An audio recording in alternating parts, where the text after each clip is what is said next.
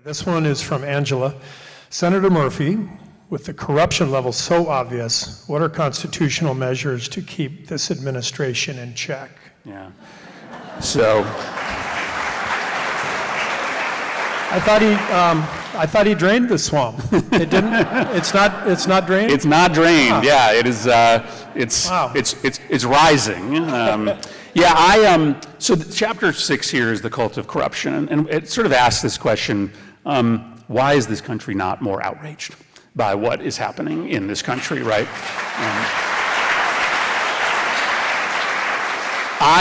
So I represent Connecticut, and when I was starting out in politics, we had a governor named John Rowland, and he was like 80% approval rating. Everybody loved John Rowland.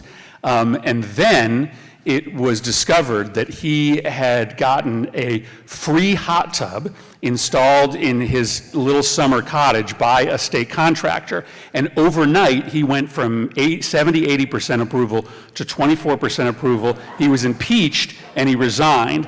And like, I think about like a free hot tub right now.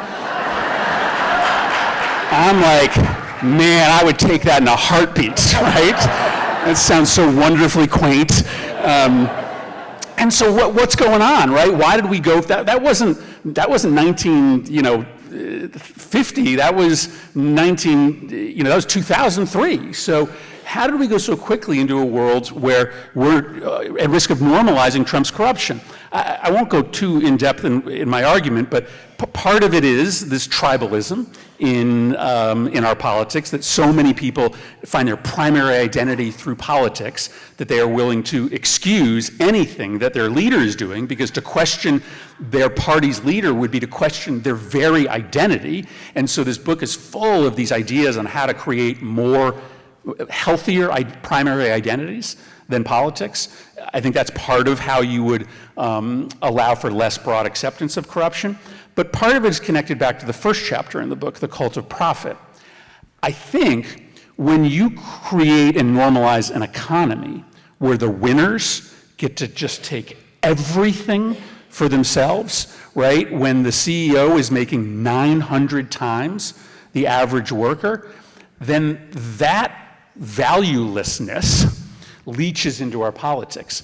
And we say, well, if the winners in our economy just get to grab everything for themselves, why shouldn't the winners of our politics be able to just grab everything for themselves?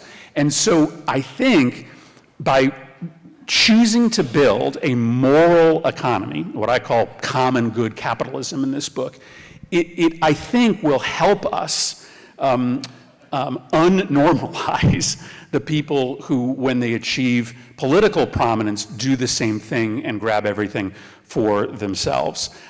So I think all of it ends up being connected. Listen, on the question of what do we do constitutionally, the root of evil in politics today is money, right? And Donald Trump is raising all of these corporate and billionaire contributions for his political operation, for his ballroom, for the July 4th celebrations. I just think it's time, and I argue this in the book, for a big idea, and it's a simple idea. Let's build a nationwide campaign to pass a constitutional amendment that bans billionaire, corporate, and anonymous money in our politics.